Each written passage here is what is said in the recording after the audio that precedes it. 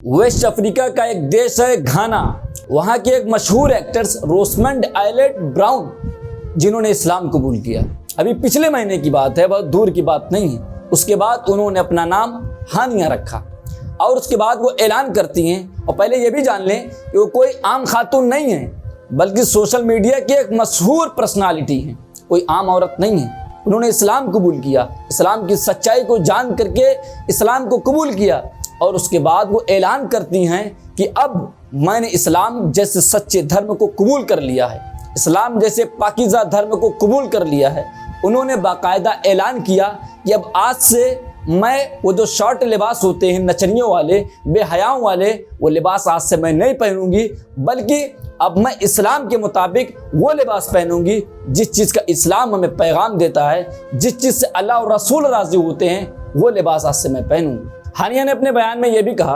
कि जब मैंने इस्लाम कबूल किया तो बड़ी सरगर्मी फैल गई, लोगों में बड़ी बातें होने लगी और कोई ये कह रहा था कि हानिया का जबरन धर्म परिवर्तन कराया गया है, उन्हें जबरन इस्लाम में दाखिल किया गया है। हानिया खुद बयान देती हैं कि इनकी बातों से ये जिन्होंने ये कहा कि हमें जबरन दाखिल किया गया है या किसी और वजह से मैं इस्लाम में आई हूँ या लोगों को खुश करने के लिए इस्लाम में आई हूँ, तो मुझे इन बातों से इतनी तकलीफ हुई कि मैं रात भर सो न सकी। और बाद में अपने बयान में कहती हैं कि मैं किसी इंसान को खुश करने के लिए इस्लाम को कबूल नहीं किया है, बल्कि मैंने अपने अल्लाह को राज़ी करने के लिए, उसको खुश करने के लिए इस्लाम को कबूल किया है। इसी तरह उनको तरह तरह बातों से ट्रोल किया गया, उनके दिल को तकलीफ पहुंचाई गई, उनको इस बात पर शर्मिंदगी दिलाई गई कि वो इस्लाम छोड़ दें। लेकिन साहब, जिसके दिल दिमाग में इस्लाम का नूर पहुंच गया, जिसको अल्लाह ने हिदायत दे दी, मन युद्लिल्लाहु फला हादिया ला, अल्लाह ने जिसे हिदायत दे दी उसे कोई गुमराह नहीं कर सकता है। और इस्लाम का नूर जिस कल्ब में चला गया, उसे कोई दुनिया की लालच इस्लाम से दूर नहीं कर सकती है, उसे कोई ओहदा इस्लाम से दूर नहीं कर सकता है,